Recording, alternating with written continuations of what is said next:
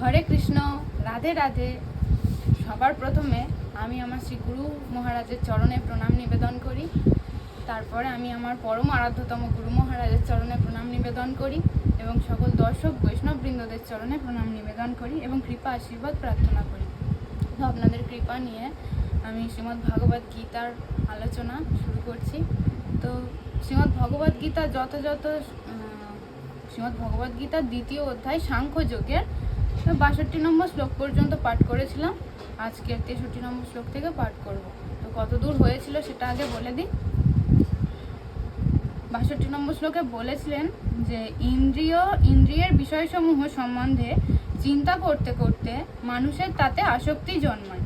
আসক্তি থেকে কামের উৎপন্ন হয় এবং সেই কাম থেকে উৎপন্ন হয় ক্রোধ।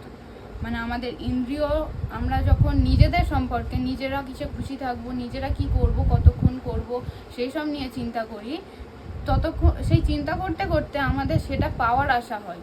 যে বিষয়ে চিন্তা করি সেটা আমাদের পাওয়ার আশা হয়। এবারে আমরা সব সময় আমাদের ইচ্ছা মতন সব কিছু পাই না। এবারে সেই না পাওয়ার জন্য আমাদের মনে মানে আসক্তি থেকে কামটা উৎপন্ন হচ্ছে, সেটা পাওয়ার চিন্তা উৎপন্ন হচ্ছে। তারপর যখন সেটাই আমরা ব্যর্থ হচ্ছি, তার থেকে আমাদের ক্রোধ উৎপন্ন হচ্ছে। কাম থেকেই ক্রোধ হয়, ক্রোধ উৎপন্ন হয়। এতটুকু হয়েছিল। এবার ৬৩ নম্বর শ্লোক থেকে পাঠ শুরু করছে। শ্লোক নম্বর ৬৩। ক্রোধাৎ ভবতি সম্মোহ, সম্মোহাৎ স্মৃতি বিভ্রম, স্মৃতি ভ্রংসাদ বুদ্ধিনাশ, বুদ্ধিনাশাৎ প্রণশ্যতি। ৬৩ নম্বর শ্লোকের অনুবাদে বলা হয়েছে, ক্রোধ থেকে সম্মোহের উদয় হয়, সম্মোহ থেকে স্মৃতি বিভ্রম হয়, স্মৃতি বিভ্রম থেকে বুদ্ধি নাশ হয় এবং বুদ্ধি নাশ হওয়ার ফলে সর্বনাশ হয়।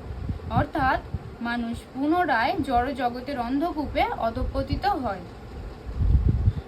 তো অনুবাদগুলো একটু কঠিন, তাৎপর্যে শিল প্রভুপাদ সেটা আরো সহজ করে বলে দিয়েছেন।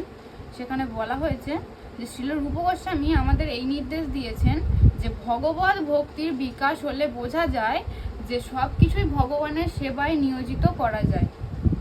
যারা ভগবত তত্ত্ব সম্বন্ধে অজ্ঞ, তারা কৃত্রিম উপায়ে জড় বিষয়বস্তু পরিহার করার চেষ্টা করে। মানে ভগবত ভক্তিটা একদম উচ্চ স্তরের, উচ্চ মার্গের যে ভক্তিটা, সরল মানুষ হলে খুব সহজেই সেটা প্রাপ্ত হয়।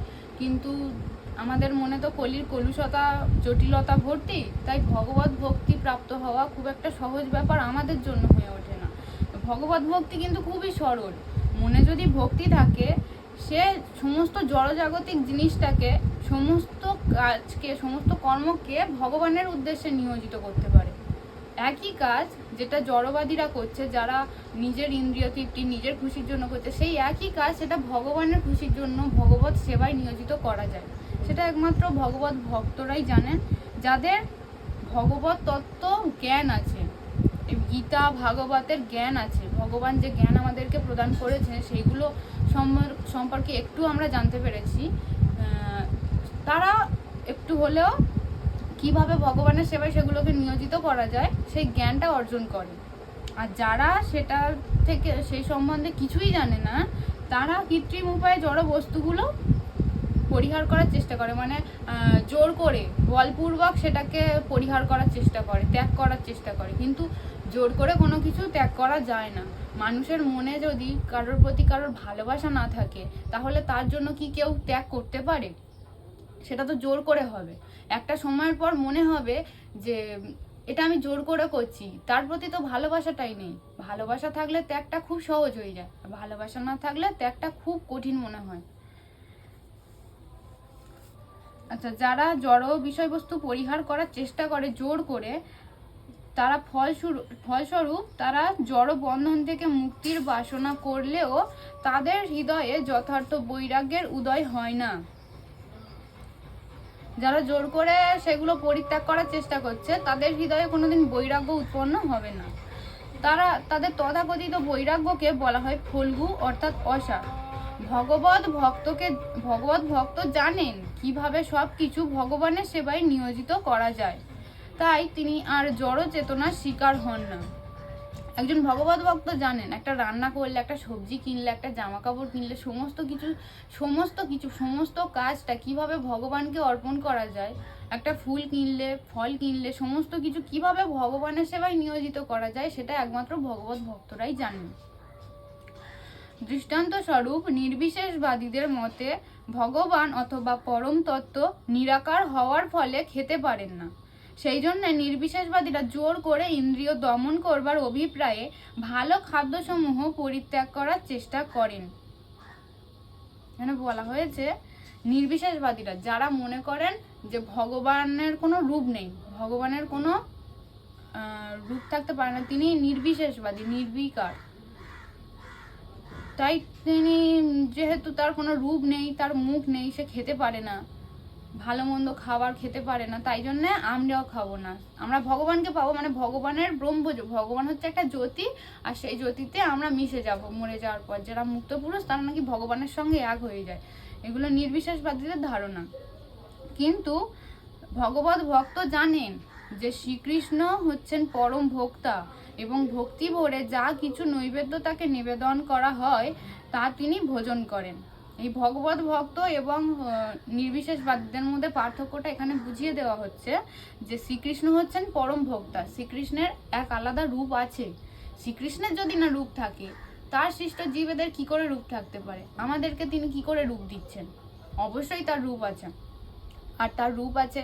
সব কিছুর ভোক্তা হচ্ছেন তিনি ভোগ করেন, আমরা কেবল তার সেবাদাসী, তার সৃষ্ট জীব হওয়ায়, তার সন্তান হওয়ায় তার সবকিছু আমরা ব্যবহার করবার সুযোগটুকু পাই। ভগবত ভক্ত জানেন যে তাকে যদি কোনো খাবার নিবেদন করা হয়, কোনো নৈবেদ্য তাকে নিবেদন করা হয়, তা তিনি অবশ্যই ভোজন করেন, এটা মানুষের বিশ্বাসের উপরে, অবশ্যই তিনি ভোজন করেন। আর ভগবত ভক্তরা তো ভগবানকে ভোগ নিবেদন করে সেইটা প্রসাদ রূপে গ্রহণ করেন, তাই না? তাই ভক্ত উৎকৃষ্ট খাদ্যদ্রব্য ভগবানের উদ্দেশ্যে নিবেদন করার পর ভগবানের প্রসাদ রূপে তা গ্রহণ করেন। উৎকৃষ্ট খাদ্যদ্রব্য ভগবান যেগুলো নির্দেশ দিয়ে গেছেন গীতায় মানুষদের জন্য, কুকুর বেড়ালেদের জন্য নয়, মানুষ যেহেতু সেবা করতে পারে তাই মানুষদের জন্য যেসব খাদ্যদ্রব্যের তালিকা দিয়ে গেছেন সেইগুলো উৎকৃষ্ট মানের, সব থেকে ভালো। মানুষ কি নিজেদের জন্য যখন বাজার করতে চাই, পচা শাকসবজি বা পচা কিছু কিনতে চাই? সব থেকে টাটকা, সব থেকে সুন্দর জিনিসটাই তো আমরা কিনতে চাই, সেটাই এনে উৎকৃষ্ট খাদ্যদ্রব্য সেগুলোকে ভগবানকে নিবেদন করলে ভগবানই তো আমাদেরকে ফিরিয়ে দিচ্ছেন, তারই তো সব, তাকে কিছু দেওয়ার ক্ষমতা তো আর আমাদের নেই, সেই আমাদেরকে দিচ্ছে, আমরা কেবলমাত্র তাকে দিয়ে সেটা প্রসাদ রূপে পাচ্ছি। এভাবে ভগবানকে নিবেদন করার ফলে সব কিছু চিন্ময় হয়ে ওঠে। এই চারপাশে যা কিছু দেখতে পাচ্ছি সব কিছু জড়, কিন্তু এটা যদি সব কিছু ভগবানের সেবায় নিয়োজিত করা হয়, সবটা চিন্ময় হয়ে ওঠে এবং সেই ভগবত প্রসাদ গ্রহণ করার ফলে অধঃপতনের আর কোনো সম্ভাবনা থাকে না। আমরা যে সকল খাবার খাচ্ছি সেইগুলোর জন্য, সেগুলো যদি ভগবানকে না দিয়ে আমরা নিজেরা ভোগ করি, সেটার ভোক্তা আমরা হয়ে যাচ্ছি, মানে সেটার ভোগী আমরা হয়ে যাচ্ছি। আমরা সেটা ভোগ করছি মানে তার যে পাপ হোক, পুণ্য হোক, খারাপ হোক, ভালো হোক, সমস্ত দায়টা কিন্তু আমাদের উপরেই পড়ে। তাই আমরা সেই অনুযায়ী সুখ ভোগ করি কিংবা দুঃখ ভোগ করি। কিন্তু যে কোনো কর্ম যদি আমরা শ্রীকৃষ্ণের উদ্দেশ্যে নিয়োজিত করে শ্রীকৃষ্ণকে অর্পণ করে সেটাকে আমরা প্রসাদ রূপে পাই, তাহলে সেইগুলোর ভোগ করছেন কে? প্রথমে ভগবান ভোগ করছেন, তাই ভগবানই সেগুলোর ভোক্তা। ভগবান যেহেতু সেটা প্রসাদ রূপে আমাদের দিচ্ছেন, সেগুলো সব দোষ উনি নিয়ে নিচ্ছেন, সেগুলোর আর কোনো দোষই থাকছে না, আমরা শুধু প্রসাদ পাচ্ছি। তাই জন্যে আমাদের আর অধঃপতনের কোনো সম্ভাবনা থাকে না, আমরা এমনিতেই কলিহত জীব, অধঃপতিত, তো ভগবানের প্রসাদ পেলে আমাদের আর কোনো অধঃপতনের চান্স থাকে না। ভগবত ভক্ত কৃষ্ণ ভাবনায় ভাবিত হয়ে প্রসাদ গ্রহণ করেন, কিন্তু অভক্ত তার জড় জ্ঞানে পরিত্যাগ করেন।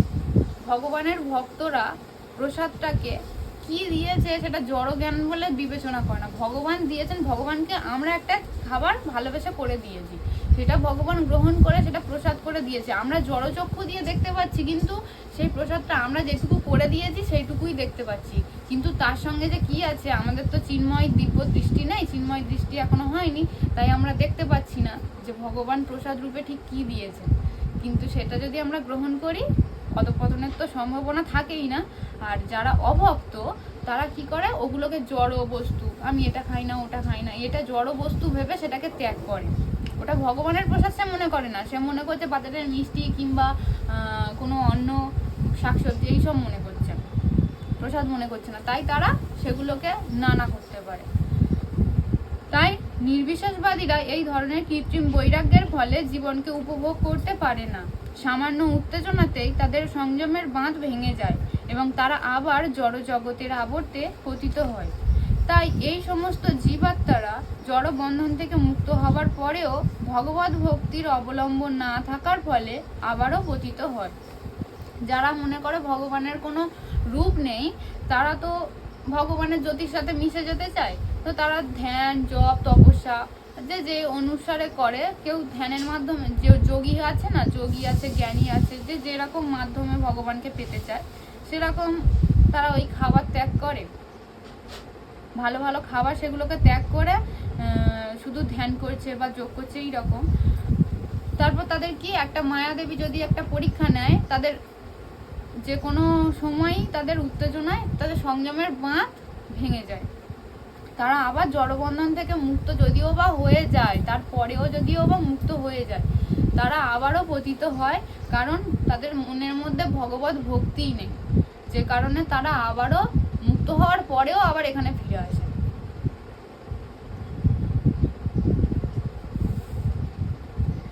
শ্লোক নম্বর 64।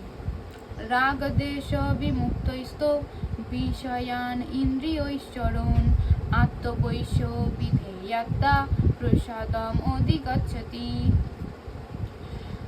সংযত চিত্ত মানুষ প্রিয় বস্তুতে স্বাভাবিক আসক্তি এবং অপ্রিয় বস্তুতে স্বাভাবিক বিদ্বেষ থেকে মুক্ত হয়ে তার বশীভূত ইন্দ্রিয়ের দ্বারা ভগবত ভক্তির অনুশীলন করার মাধ্যমে ভগবানের কৃপা লাভ করেন। সংযত চিত্ত মানুষ প্রিয় বস্তুতে স্বাভাবিক আসক্তি, আমাদের যে কোনো প্রিয় বস্তু, আমাদের তো একটা প্রত্যেকটা মানুষের, প্রত্যেকটা জীবের একটা করে প্রিয় বস্তু থাকে। কোনো কিছু দেখলে তার ভালোও লাগতে পারে, কোনো কিছু দেখলে তার খারাপও লাগতে পারে।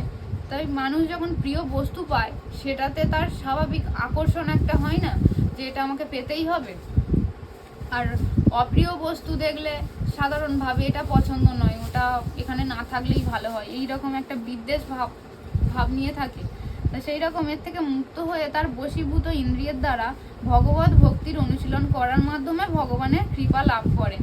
যিনি প্রিয় বস্তু দেখলে অত্যন্ত উচ্ছ্বাসিত হয় না, এবং যিনি অপ্রিয় বস্তু দেখলে তার প্রতি বিদ্বেষ মানে হিংসা ভাবাপন্নও হয় না, সে মানে নিজের ইন্দ্রিয়গুলোকে বশীভূত করে রেখেছে, সে সেই বশীভূত করে সে যদি ভগবত ভক্তির পথ অনুসরণ করে, তাহলেই একমাত্র ভগবানের বিশেষ কৃপা লাভ করবে।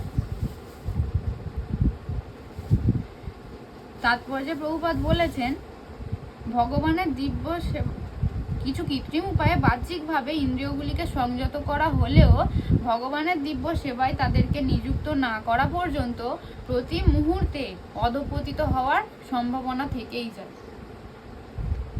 যদিও ভগবানের ভক্তকে আপাত দৃষ্টিতে ইন্দ্রিয় পরায়ণ বলে মনে হতে পারে, কিন্তু ভগবানের প্রতি নির্মল ভগবত ভক্তি লাভ করার ফলে ইন্দ্রিয় পরায়ণ কার্যকলাপের প্রতি তার কোনো আসক্তি থাকে না। একজন ভগবত ভক্ত, তার মনে যে কি চলছে সেটা তো আমরা বুঝতে পারছি না। একজন ভগবত ভক্তের হৃদয়ে সারাক্ষণ ভগবানের নাম চলছে, ভগবানের কথা স্মরণ চলছে তার মধ্যে। সে হয়তো সাধারণ জাগতিক মানুষের মতো, সাধারণ মানুষরা যেরকম করে সেই রকমভাবে সমস্ত কার্যকলাপ করছে, কিন্তু সেটার উদ্দেশ্যটা আলাদা। সেও কাজ করছে, একজন সাধারণ জড়জাগতিক মানুষও কাজ করছে, কিন্তু সেই কাজটা ভগবত ভক্ত ভগবানের সেবার জন্য করে, ভগবানের ভক্তদের সেবার জন্য করে, কিংবা তার সন্তানদের সেবার জন্য করে। আর অন্যান্য যে সাধারণ জড়জাগতিক মানুষ আছে তারা নিজেদের জন্য করে। পার্থক্যটা শুধু এখানে, কিন্তু দেখতে লাগে সব কিছু এক, যে সেও তো হয়তো ইন্দ্রিয় লাভের জন্য করছে, কিন্তু না, সে ভগবানের ইন্দ্রিয় তৃপ্তির জন্য করছে। ভগবানের ভক্তের একমাত্র চিন্তা হচ্ছে কিভাবে তিনি ভগবানকে তুষ্ট করবেন, এছাড়া আর অন্য কোনো বিষয়েই তার চিন্তা থাকেই না। তাই তিনি সমস্ত রকম আসক্তি ও নিরাসক্তির অতীত, মানে আসক্তি নিরাসক্তির উপরে উঠে যায় তখন। শ্রীকৃষ্ণ চাইলে ভক্ত অনভিপ্রেত অনেক কিছু করতে পারেন, আর শ্রীকৃষ্ণ না চাইলে তিনি তার নিজের প্রীতিসুলভ বাঞ্ছনীয় কর্ম পরিত্যাগ করেন। মানে শ্রীকৃষ্ণ যদি ভক্তকে দিয়ে কিছু করাতে চায়, সেটা যদি ভক্তের হয়তো সে যোগ্যতাই নেই, ভক্ত তো নিজেদেরকে খুব অতি সাধারণ, অতি ক্ষুদ্র মনে করে, তো সে কি করতে পারে? শ্রীকৃষ্ণ যদি চান তাকে দিয়ে কোনো অবাক কাণ্ড, আশ্চর্যজনক ঘটনা ঘটাবো, তো তাকে দিয়ে করাতে পারেন। আবার শ্রীকৃষ্ণ যদি চান সেই তার ভক্তের সব থেকে প্রিয় কাজ অনায়াসে ত্যাগ করে দিতে পারে। এগুলো সব ভগবানের কৃপার প্রভাবেই হয়। তাই কৃষ্ণ ভক্ত কেবল ভগবানের নির্দেশ অনুসারে তার কর্তব্য কর্ম সম্পাদন করেন বলে তার নিজের কার্যকলাপ নিয়ন্ত্রণ করতে পারেন। এই ধরনের শুদ্ধ চেতনা লাভ করা যায় ভগবানের অহৈতুকী কৃপার প্রভাবে, যা ভগবত ভক্ত ইন্দ্রিয় পরায়ণ কার্যকলাপে যুক্ত থাকা সত্ত্বেও লাভ করতে পারেন। ভগবত ভক্ত মানে এই নয় যে সমস্ত কিছু ছেড়ে শুধু চলে গেলেই একমাত্র ভক্ত হওয়া যায়। যে যেটাতে পারদর্শী, যে যেটা করতে ভালোবাসে, সে সেখানেই থেকেই করুক না। সবাইকে যে সন্ন্যাস আশ্রম গ্রহণ করতে হবে তা না, সংসারে থেকেও কিন্তু সন্ন্যাস আশ্রম গ্রহণ করা যায়, সংসারে থেকেও ভগবত ভক্ত হওয়া যায়, সব কিছুর মধ্যে থেকেও। তো সেটাই বলছে, একজন শুদ্ধ চেতনা লাভ করা যায় যদি সে ভগবানের অহৈতুকী কৃপা লাভ করতে পারে। সে যদি ভগবানের প্রতি সমস্ত কর্তব্যকর্ম সম্পাদন করে শুধু ভগবানের ইন্দ্রিয় তৃপ্তির জন্য, তাহলে ভগবান তার কৃপা দিয়ে তাকে দিয়ে সব কিছুই করিয়ে নেবে। শ্লোক নম্বর 65। প্রসাদে সর্বদুঃখানাং নিরসোপজায়তে প্রসন্ন চেতস আশু বুদ্ধি পর্যবতিষ্ঠতে। 65 নম্বর শ্লোক। অনুবাদ। চিন্ময় চেতনায় অধিষ্ঠিত হওয়ার ফলে তখন আর জড়জগতের ত্রিতাপ দুঃখ থাকে না। এভাবে প্রসন্নতা লাভ করার ফলে বুদ্ধি শীঘ্রই স্থির হয়।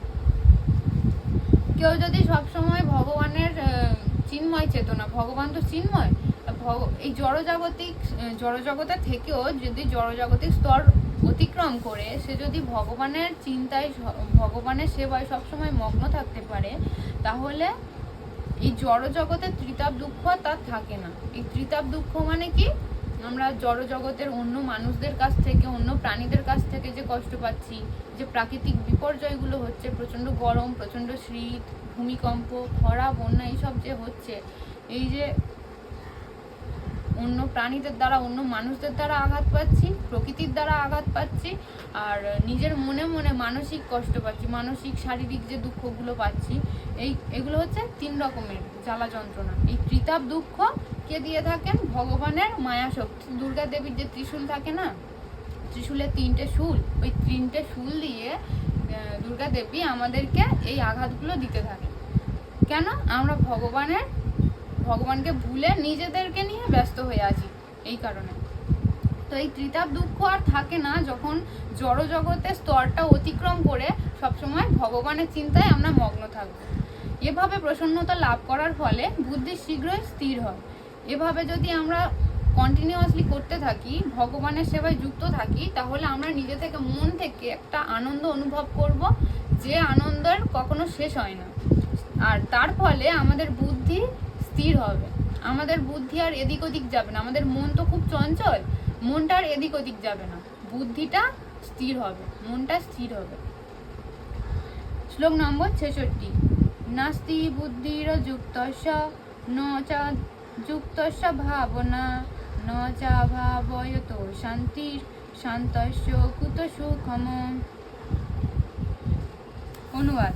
যে ব্যক্তি কৃষ্ণ ভাবনায় যুক্ত নয়, তার চিত্ত সংযত নয়, তাই তার পারমার্থিক বুদ্ধি থাকতে পারে না, যার অভাববশত শান্তি লাভের কোনো সম্ভাবনা থাকে না। আর শান্তি ব্যতি রেখে কিভাবে সুখ লাভ করা যেতে পারে? বলছে যারা কৃষ্ণ ভাবনায় যুক্ত নয়, তার মন একদমই সংযত নয়, তার মন কখন এদিক মানে চারিদিকে ছুটে বেড়াচ্ছে। সে যদি একবার চেষ্টা করে যে কৃষ্ণেতে মন বসানো, সে খুব ভালোভাবেই বুঝতে পারবে যে তার মন কতটা চঞ্চল, চারিদিকে কতটা মানে নিমেষের মধ্যে, মানুষ বুঝতে পারছে না, নিমেষের মধ্যে ছুটে যাচ্ছে, এতটাই চঞ্চল। তাই তার কোনো পারমার্থিক বুদ্ধি থাকে না। পারমার্থিক বুদ্ধি মানে ভগবত বিষয়ে কোনো বুদ্ধি, পরমার্থ, আমাদের জীবনটা পারমার্থিক পথে যাচ্ছে। ভগবান বিষয়ক জিনিসপত্র, ভগবান বিষয়ক কাহিনী যদি আমরা শুনি, ভগবত চেতনায় থাকি, সেটা হচ্ছে পারমার্থিক বুদ্ধি। এই বুদ্ধি তাদের থাকে না, যার অভাববশত শান্তি লাভের কোনো সম্ভাবনা থাকে না। আমরা যদি গীতা ভাগবত পাঠ করলে বুঝতেই না পারি, আমরা তাহলে শান্তি পাবো কোথায়? যেটা জানার জন্য আমাদেরকে এই দেহ দেওয়া হয়েছে, তা আমরা যদি তা না জানতে পারি, তাহলে আমরা কি কখনো এই দুঃখালয়ে শান্তি পাবো? আর এই শান্তি ব্যতী রেখে কিভাবে সুখ লাভ করা যেতে পারে? মনে যদি না শান্তি থাকে, তাহলে সুখটা আমার কিসে? আমি কিসে সুখী আছি? দুঃখ আমাকে গ্রাস করবে।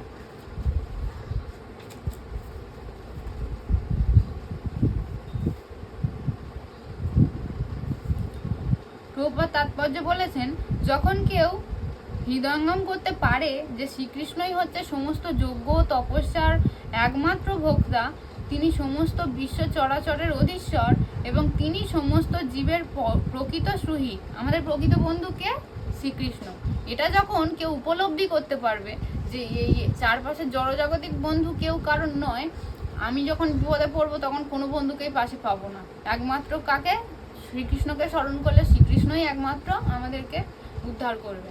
আর এটাই একমাত্র মহাভারতের যে দ্রৌপদীর ঘটনাটা, সেটা সবাই জানে। দ্রৌপদীর 5টা স্বামী ছিল, সবাই কতজন গুরুজন ছিল, সবার দিকে তাকিয়েছিল যখন বস্ত্রহরণ হচ্ছিল, নিজের দেওর তাকে বস্ত্রহরণ করছিলেন, তার বস্ত্রহরণ করছিলেন, তখন সবার দিকে তাকিয়েছিল, কিন্তু সবাই নিরুপায় হয়ে গেছিল, সবাই চুপ করে মাথাটা নিচু করে বসেছিল, কেউ সাহায্য করতে এগিয়ে আসেনি। শেষে দ্রৌপদী যখন কোনো উপায় না পেল, তখন গোবিন্দের কথা মনে পড়লো, তখন গোবিন্দকে 2 হাত তুলে যখন স্মরণ করলো, গোবিন্দই কিন্তু এসেছিল তার লজ্জা নিবারণ করতে। তো এর থেকে আমাদেরকে, এই ঘটনাটা ঘটিয়ে আমাদেরকে এই শিক্ষাটা দেওয়া হয় যে আমাদের প্রকৃত বন্ধু একমাত্রই শ্রীকৃষ্ণ। আমরা যদি কোনো বিপদেও পড়ি, কাউকে না ডেকে আমরা যদি শ্রীকৃষ্ণকে অত্যন্ত বিশ্বাসের সাথে ডাকি, অবশ্যই শ্রীকৃষ্ণ আমাদেরকে রক্ষা করবেন। তবে মনে সেই বিশ্বাস, ভালোবাসা, ভক্তিটা অবশ্যই রাখতে হবে, তখনই কেবল সে প্রকৃত শান্তি লাভ করতে পারে।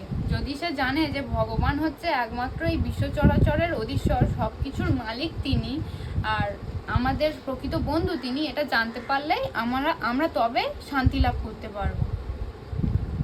তাই যে কৃষ্ণ ভাবনায় যুক্ত নয়, তার মনের নির্দিষ্ট কোনো লক্ষ্য থাকে না। নির্দিষ্ট লক্ষ্যের অভাবই সমগ্র অশান্তির কারণ। আমরা মানব জীবন পেয়েছি, তো আমাদের কি জীবনটা এইভাবে, মানে জীবনটা কেন দেওয়া হয়েছে? খাবো দাবো, টাকা পয়সা রোজগার করব, খাবো দাবো, আয়েস করব, মস্তি করব, তারপর চলে যাব, তারপরে আবার আসবো, আবার এই সব, মানে কি এটা কোনো জীবন?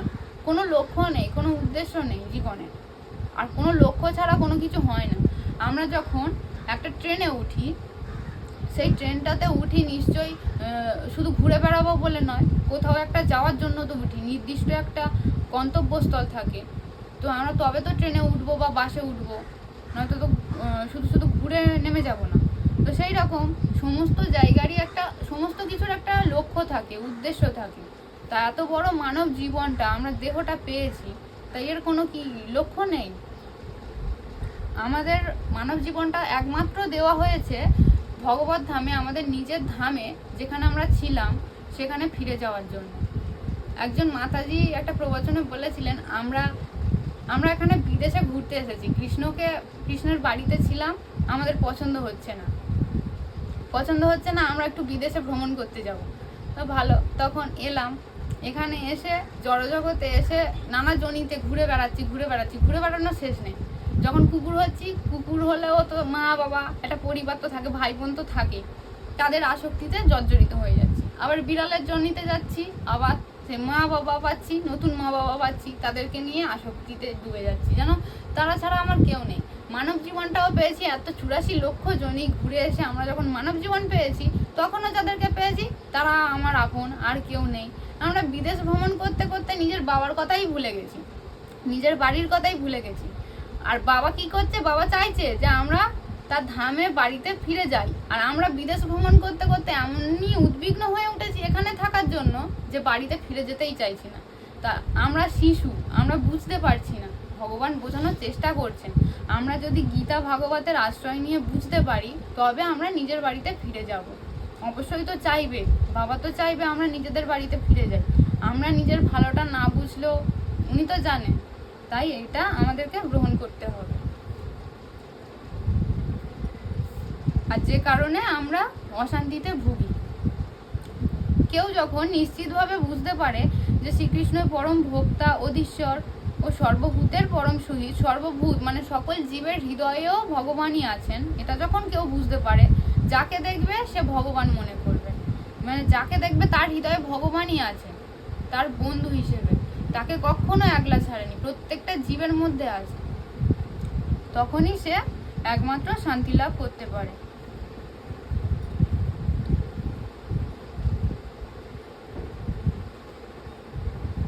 কৃষ্ণ ভাবনামৃত একটি স্বপ্রকাশিত শান্তিপূর্ণ অবস্থা, যা কেবল শ্রীকৃষ্ণের সঙ্গে সম্বন্ধ স্থাপন করার মাধ্যমেই লাভ করা যেতে পারে।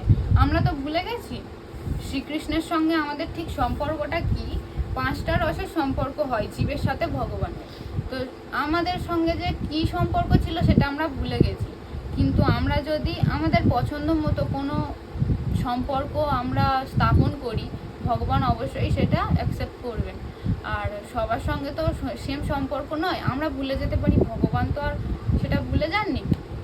তো আমাদের মনের যে বাসনা, যে মনে যে সম্পর্কটার কথা আগে উদয় হবে, সেটা ভগবানই মনে করিয়ে দেন যে কোন সম্পর্কে আমরা ছিলাম, কোন সম্পর্কে আমাদের যুক্ত হওয়া উচিত। সেই রকম পরিস্থিতি ভগবান আমাদের সামনে এসে হাজির করবেন। তো সেই সম্পর্কে তার সঙ্গে আমাদের সম্বন্ধ স্থাপন করতে হবে। শ্লোক নম্বর 67। ইন্দ্রিয়াণাং হি চরতাং জন্মনোহনুবিধীয়তে তদস্য হরতি প্রজ্ঞাং বায়ুর্নাবমিবম্ভসি। 67 নম্বর শ্লোকের অনুবাদে বলা হয়েছে, প্রবল বায়ু নৌকাকে যেমন জলের উপর দ্রুত ভাসিয়ে নিয়ে যায়, তেমনি সদা বিচরণকারী যে কোনো একটি ইন্দ্রিয়ের প্রতি আকর্ষণের ফলে মন অসংযত ব্যক্তির প্রজ্ঞাকে হরণ করতে পারে। যখন জলে নৌকা চলে তখন বায়ুর দ্বারা সেটা দ্রুত ভেসে যায়। তেমন আমাদের ইন্দ্রিয়গুলো এতটাই চঞ্চল, এতটাই মানে পাওয়ার কামনা তার মধ্যে জাগ্রত হয়ে আছে যে আমাদের যদি সব কটা ইন্দ্রিয় একসাথে সংযত না করা হয়, যে কোনো একটা ইন্দ্রিয় যদিও বেঁচে থাকে যে বাইরে যাওয়ার জন্য, সে ঠিক আমাদের মনকে অসংযত করে আমাদেরকে ভুল পথে পরিচালনা করতে পারে। যেমন আমরা সকল ইন্দ্রিয়কে যদি ভগবানের সেবায় লাগাই, তাহলেই একমাত্র সেটা থেকে বাঁচতে পারবো। যেমন ভগবত মহারাজ অম্বরীশের জীবনের মাধ্যমে সেটি প্রদর্শন করা হয়েছে।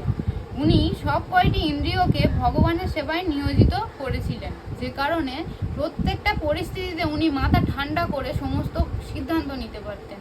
সমস্ত পরিস্থিতিতে উনি কিছু না করেও যেন সমস্ত কিছুতে উচ্চ স্তরে রয়ে গেছিলেন, কিছু করতে হয়নি ওনাকে, কিন্তু ওনার বিনয়িতা, নম্রতা, ভদ্রতা দিয়ে উনি সব কিছু জয় করেছিলেন। কেন?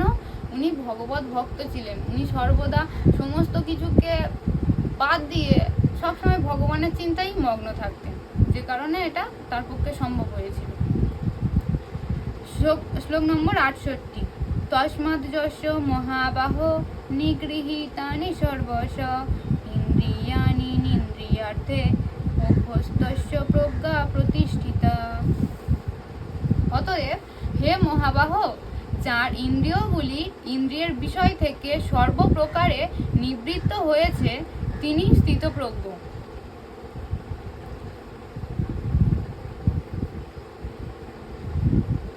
তাৎপর্যে বলছেন, কেবলমাত্র কৃষ্ণ ভাবনার মাধ্যমে অথবা ভগবানের অপ্রাকৃত প্রেমময়ী সেবায় সমস্ত ইন্দ্রিয়গুলিকে নিযুক্ত করার মাধ্যমেই ইন্দ্রিয় তর্পণের বেগগুলিকে দমন করা যায়। বারবার প্রত্যেকটা শ্লোকে একই কথাই বলছে যে কৃষ্ণ ভাবনার মাধ্যমে ভগবানের সেবায় যুক্ত হওয়ার মাধ্যমে সমস্ত ইন্দ্রিয়গুলিকে সংযত করা যায়। উচ্চতর শক্তি প্রয়োগ করে যেমন শত্রুদের দমন করা যায়, ইন্দ্রিয়গুলিকে তেমনভাবেই দমন করা যায়। সব থেকে উচ্চ মার্গের যদি কিছু থেকে থাকে সেটা হচ্ছে ভগবত ভক্তি। এর থেকে উচ্চ স্তরে আর কিছু নেই। তাই মানবিক প্রচেষ্টার মাধ্যমে নয়, জোর করে চেষ্টা করে নয়, সেগুলোকে যদি ভগবানের সেবায় আমরা নিযুক্ত রাখি তবেই একমাত্র সেটা সম্ভব। যিনি বুঝতে পেরেছেন যে কৃষ্ণ ভাবনাই মানুষকে পরিশুদ্ধ বুদ্ধি ও প্রজ্ঞা এনে দেয় এবং কোনো সদ্গুরুর আনুগত্যে সেই পদ্ধতির অনুশীলন করতে হয়, তাকেই বলা হয় সাধক এবং জড় বন্ধন থেকে মুক্ত হবার যোগ্য পাত্র।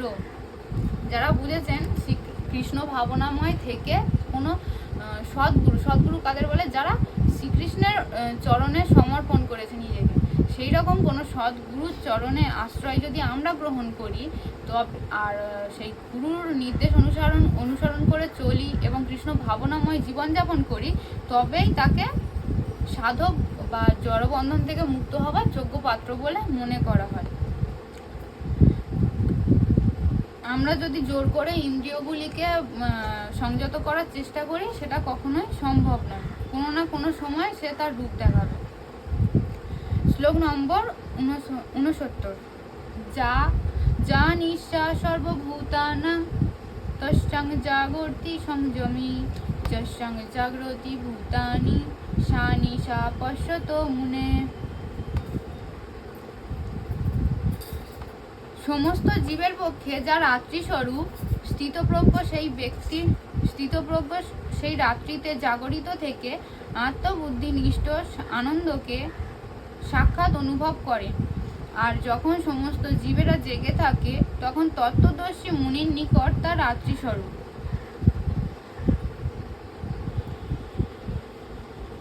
সমস্ত জীবের পক্ষে যেটা রাত্রি, সেটা একজন স্থিতপ্রজ্ঞ, যে নিজেকে স্থির করতে পেরেছে, যার বুদ্ধিকে মনকে সংযত করতে পেরেছে, তার সেই রাত্রিতে তিনি যে আত্মবুদ্ধিনিষ্ঠ যে আনন্দ, সে ভগবত ভক্তির মাধ্যমে যে আনন্দটা লাভ করেছে সেটা অনুভব করে।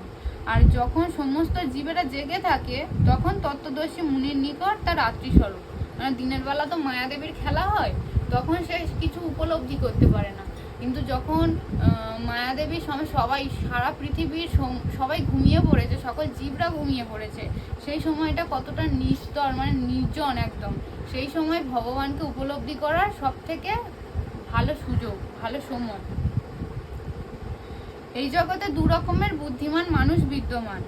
এক ধরনের বুদ্ধিমান মানুষ ইন্দ্রিয় সুখভোগের উদ্দেশ্যে বৈষয়িক ব্যাপারে দক্ষ, আর অন্য ধরনের বুদ্ধিমানেরা আত্ম অনুসন্ধানী এবং তারা আত্মতত্ত্বজ্ঞান লাভের চেষ্টায় সদা জাগ্রত।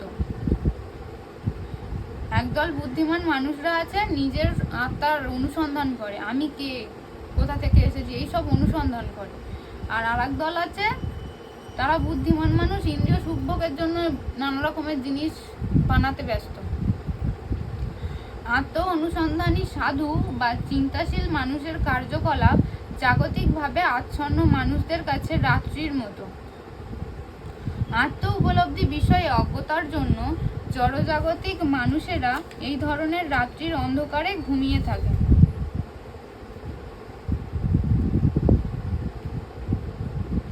যারা আত্ম উপলব্ধির বিষয়ে অজ্ঞান, তারা জড়জাগতিক মানুষ, তারা এই ধরনের রাত্রির অন্ধকারে ঘুমিয়ে থাকে, ভগবানকে ফিল করতে পারে না। কিন্তু তত্ত্বদর্শী মুনি জড়জাগতিক মানুষদের রাত্রিতে সজাগ থাকেন। সেই সময় সাধুজন আধ্যাত্মিক চর্চায় ক্রমশ অগ্রগতির ফলে অপ্রাকৃত আনন্দ উপলব্ধি করেন।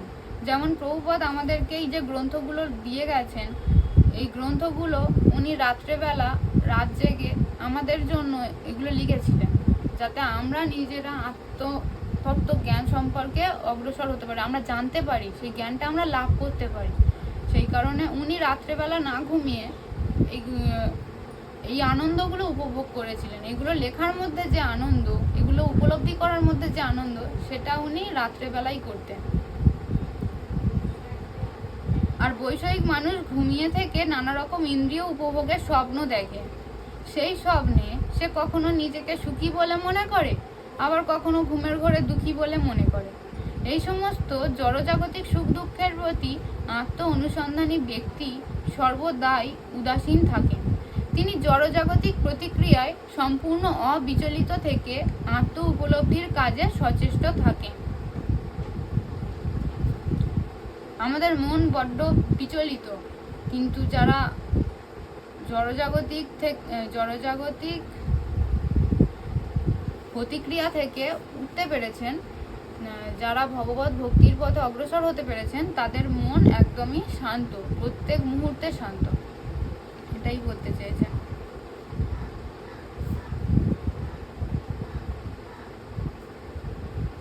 ঊনসত্তর নম্বর শ্লোক পর্যন্ত থাক, আর 3টে শ্লোক বাকি আছে। ভিডিও অনেক বড় হয়ে যাবে, তো এইটুকুই থাক। আপনারা সবাই দেখতে থাকুন, এবং আপনাদের যদি ভালো লাগে অবশ্যই কমেন্টে হরে কৃষ্ণ লিখে যাবেন, তবে আমি মনে সাহস পাবো যে আপনাদেরও ভালো লাগছে। আমি আমার একটা সীমিত জ্ঞানের, সীমিত বুদ্ধির মধ্যে থেকে আমি যেটুকু বুঝতে পারছি সেটুকু আপনাদেরকে বোঝানোর চেষ্টা করছি। জানি না কতটুকু পারছি। যদি কিছু ভুল ত্রুটি হয়ে থাকে ক্ষমা করে দেবেন। হরে কৃষ্ণ, রাধে রাধে।